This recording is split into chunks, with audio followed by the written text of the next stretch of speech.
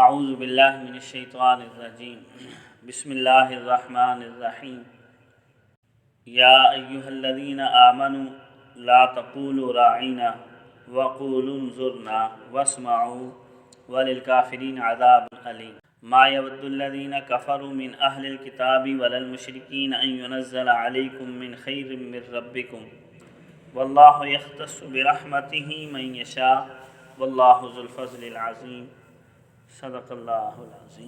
معزز سامعین، یہود کے اندر جو بیماریاں تھیں ان بیماریوں میں سے یہاں ایک اور بیماری کا تذکرہ کیا جا رہا ہے۔ روحانی طور پر بد عہدی، بد شکنی، شرارتیں، نافرمانیاں، یہاں ان کی ایک چرب زبانی کی بیماری ذکر کی جا رہی ہے کہ زبان کا استعمال اس طریقے سے کرتے کہ سمجھنے والا سمجھتا ہے شاید میری تعریف کر رہے ہیں اور حقیقت میں گالیاں دے رہے ہوتے تھے یہ اس کو، سمجھنے والا سمجھتا کہ شاید یہ کوئی اچھی گفتگو کر رہے ہیں اور حقیقت میں وہ بری گفتگو ہوتی تھی۔ اب اس کی ایک مثال احادیث طیبہ کے اندر آئی ہے۔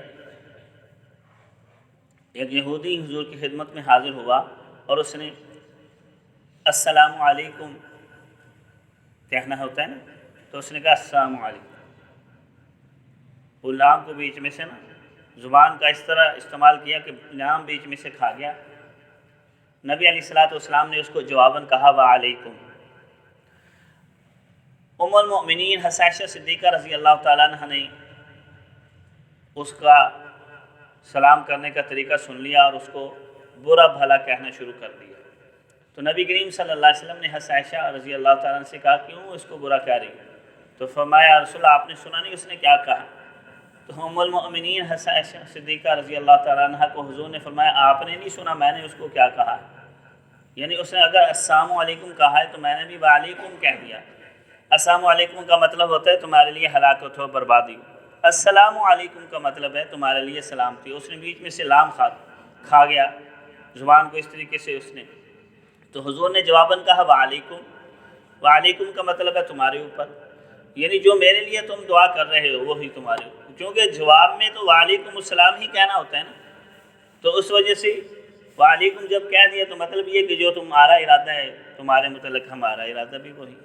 تو یہ چرب زبانی ان کی الفاظ کا ہیر پھیر اور زبان کو اس طریقے سے پھیرنا کہ سامنے والا کچھ سمجھے اور یہ اپنا مقصد حاصل کریں، اپنے نفس کو خوش کرنے بھی، سامنے والے کا تو کوئی نقصان نہیں ہوتا لیکن انسان اپنی آخرت برباد کر لیتا ہے۔ اسی طریقے سے یہاں جو قرآن کریم نے مثال دی ہے وہ یہ ہے کہ جب یہ حضور کی مجلس میں آتے نا تو راعینا کا لفظ استعمال کرتے تھے۔ راعینا کا ترجمہ ہے ہماری رعایت کیجیے، یعنی یہ کہتے ہیں کہ ہماری عربی زبان ہماری اپنی زبان نہیں ہے، ہم غیر عربی ہیں، عبرانی زبان ہماری ہے، تو آپ ذرا جلدی بولتے ہیں تو ہم بات نہیں سمجھ سکتے، تو ذرا ہماری رعایت کیجیے، تو ہم آہستہ بولیں، ہم آپ کی بات سمجھ لیں۔ یہ حالانکہ ان کی بات غلط تھی، نبی علیہ السلام تو اتنا ٹھہر کر کلام اور گفتگو فرماتے تھے۔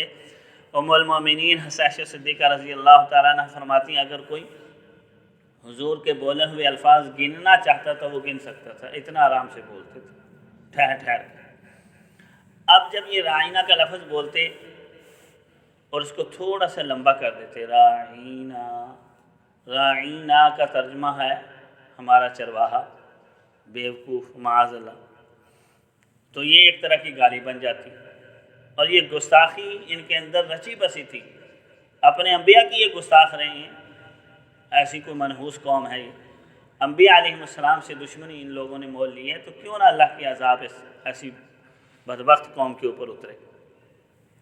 اب صحابہ نے سمجھا کہ شاید یہ پڑھے لکھے لوگ ہیں، اہل کتاب ہیں، انبیاء کے آداب سے واقف ہیں، تو ہم بھی وہی لفظ بولتے ہیں جو یہ بولتے ہیں، تو صحابہ نے بھی یہ لفظ بولنا شروع کیا، لیکن صحابہ صحیح بولتے تھے، راعینا بولتے تھے، لیکن یہ اس کو تھوڑا سا لمبا کر دیتے، راعینا، عین کو لمبا کرنے سے ترجمہ کہیں کا کہیں چلا جاتا ہے، اور یہ اپنا برا مقصد حاصل کرنا چاہتے تھے۔ آج بھی یہود و نصارہ کی یہ کوشش ہے، کھلم کھلا تو گستاخی رسول کی جرت ہے نہیں ان کے اندر، لیکن ڈھکے چھپے الفاظ میں ایسی عبارات لے کر آتے ہیں، ایسی تعبیرات ہیں ان کے پاس جن سے دین کا مذاق اڑایا جاتا ہے، कुरान और सुन्नत की अहमियत लोगों के दिलों से ख़त्म हो जाती है, अम्बिया की अजमत निकल जाती है, लेकिन लोग समझते पता नहीं कितनी अच्छी बोल रहे हैं और कितने अच्छे अहले ज़ुबान हैं, इनकी गुफ्तगू उनकी नहीं बोलनी चाहिए। अल्लाह रब्बुल इज़्ज़त ने फ़ौरन सहाबा को मना कर दिया कि ये लफ्ज़ नहीं तुमने कहना, तुमने इसकी जगह कहना है उनजुर। उनजुरना का मतलब है हमारे ऊपर नज़र फरमाइए, हमारे ऊपर नज़र फरमाइए, हमें मोहलत दीजिए ताकि हम बात अच्छी तरीके समझ कर याद कर लें। और फिर साथ एक ये भी हुक्म दिया वस्माऊ, कि पहली दफ़ा ये बात अच्छी तरीके से सुनो। सुते होते हो, क्यों नहीं मजलिस नबवी के अंदर होशियार होकर बैठते? वस्माऊ, पहली दफ़ा ही गौर से सुनो। तो फरमाया या अय्युहल्लज़ीना आमनू, ए ईमान वालो, ला तक़ूलू राइना, राइना का लफ्ज़ न कहो, क्योंकि इसको सही कमी बेशी से अदा किया गया तो मतलब कहाँ का कहाँ हो जाता है, और यहूद इसको वही बुरे मतलब में इस्तेमाल करते हैं। वक़ूलू उन्जुरना, और यूँ कहो उन्जुरना, हमारी ऊपर नज़र शफ़क़त फरमाइए, मोहलत दीजिए। वस्माऊ, और गौर से सुनो, पहले से ही बात, होशियार होकर बैठो मजलिस नबी में, नबी को तंग न करो बार बार दोहराने की, उनको इस तरह न कहो। वलिल काफिरीन अज़ाबुन अलीम, काफिरों के लिए दर्दनाक अज़ाब है।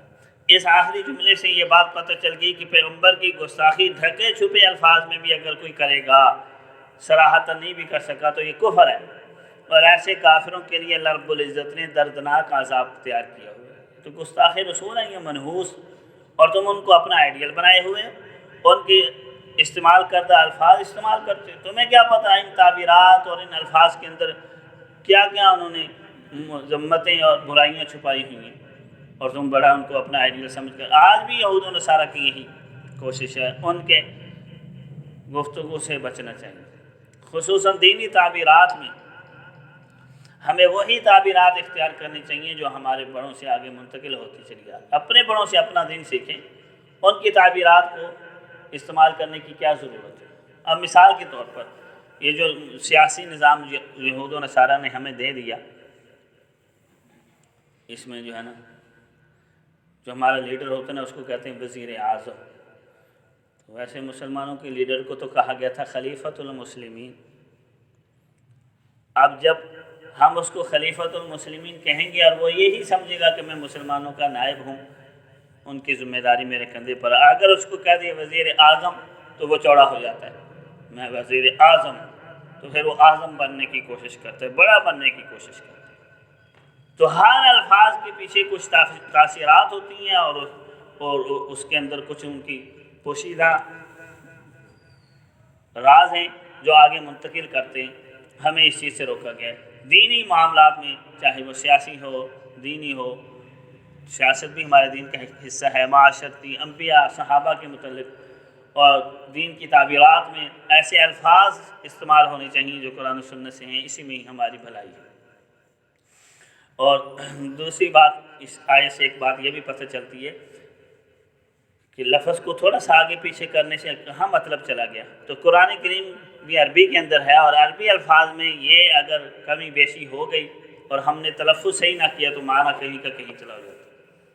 और ये कुरान करीम की तजवीद और तसहीह के साथ उसको पढ़ने की कोशिश करनी चाहिए। नहीं पढ़ेंगे और अपने अंदाज से पढ़ेंगे, अरबी लहजे में नहीं पढ़ेंगे, तजवीद के साथ, किरात के साथ कुरान नहीं सीखेंगे, तो लफ्ज़ हम गलत पढ़ेंगे, टेढ़ा पढ़ लेंगे, लंबा कर देंगे, खींच देंगे जहाँ नहीं खींचना, जहाँ खींचना है वहाँ छोड़ देंगे, तो ये तो तहरीफ हो जाएगी और मानी भी बिगड़ जाते हैं, और बस औक़ात इंसान कुफ्र में चला जाता है। इस वजह से कुरान करीम खुद भी सीखे, आगे अपनी औलाद को भी सीखे। अगली आयत में अल्लाह रब्बुल इज़्ज़त ये फरमाने, ये यहूद और नसारा इतने तुम्हारे दुश्मन हैं, ये बनी इसराइल की कौम जो है, ये नहीं चाहते कि तुम्हारे ऊपर अल्लाह का कोई फ़ज़ल उतरे, अल्लाह की रहमतें उतरे। ये तो तुम्हें अल्लाह के फ़ज़ल और करम से, अल्लाह की रहमतों से दूर ले जाना चाहते हैं, मायूस करना चाहते हैं। लेकिन अल्लाह रब्बुल इज़्ज़त अपनी रहमत जिस पर चाहे नाज़िल कर दे। हुज़ूर अलैहिस्सलातु वस्सलाम की हस्ती हमें दी गई है जो बड़ी अल्लाह की रहमत है और बड़ा फ़ज़ल है। इमामुल अंबिया हमारे हिस्से के अंदर आए, तो हम ये नहीं चाहते थे कि तुम्हें ये नबी मिले, ये तो चाहते थे बनी इसराइल ही के अंदर नबी है, और अपनी नबुव्वत को अपना कौमी वर्सा समझते थे, اور کہتے تھے یہ بھی ہماری قوم کے اندر آئی، تو ہماری قومی وراثت ہے یہ اللہ رب العزت کی عطا ہے۔ اللہ رب العزت جس کو چاہتے ہیں اس سے نوازتے ہیں۔